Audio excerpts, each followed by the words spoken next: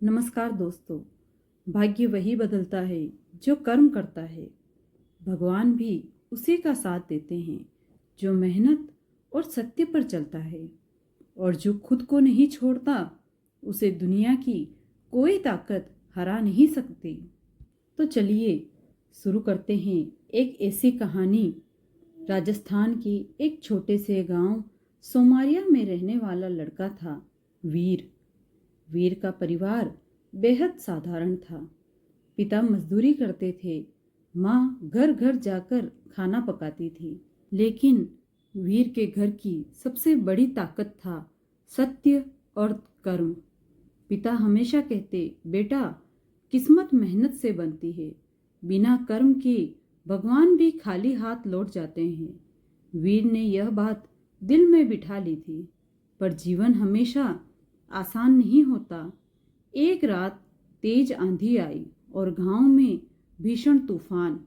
वीर का छोटा सा घर गिर गया। पिता घायल, माँ बेहोश, पूरा घर मलबे में दब गया। गांव वालों ने दुख जताया, लेकिन कोई समाधान नहीं था। किसी ने कहा, यह तो किस्मत का खेल है, लेकिन वीर ने दृढ़ आवाज में कहा, मेरी किस्मत नहीं गिरी है, बस मेरा घर गिरा है। इसे मैं फिर खड़ा कर लूंगा अपने कर्म से। गांव वाले चुप हो गए। एक छोटे लड़के में इतनी हिम्मत देखकर सब हैरान थे। अगली ही सुबह वीर ने काम की तलाश शुरू कर दी। खेतों में ईंट ढोना, कुएं पर पानी खींचना, घरों में सफाई, कोई भी काम छोटा नहीं समझा।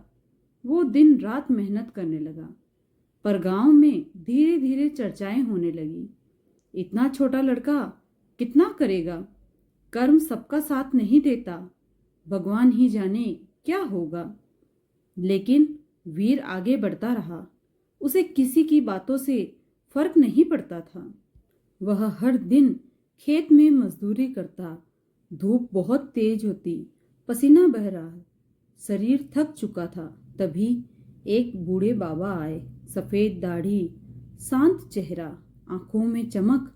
उन्होंने पूछा, बेटा, तुम इतनी मेहनत क्यों कर रहे हो? वीर ने सरलता से कहा, घर टूटा है बाबा, उसे दोबारा खड़ा करना है। मेरे पास कर्म के अलावा कुछ नहीं।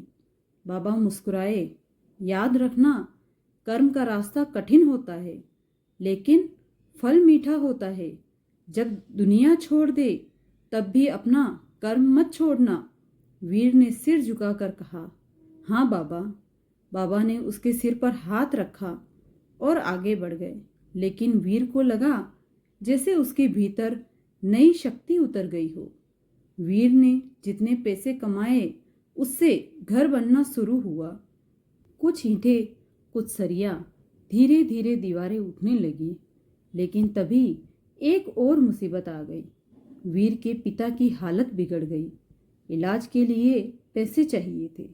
अब वीर के सामने दो रास्ते थे, घर बनाना या पिता का इलाज करना। वीर ने बिना एक सेकंड सोचे कहा, कर्म का पहला धर्म है परिवार। उसने घर बनाने के सारे पैसे इलाज में लगा दिए। लोगों ने फिर ताना मारा, देखा कितनी मेहनत बेकार चली गई। कर्म से किस्मत कहाँ बदलती है। लेकिन वीर मुस्कुराया और बोला, कर्म कभी बेकार नहीं जाता। कभी न कभी, कहीं न कहीं फल जरूर देता है।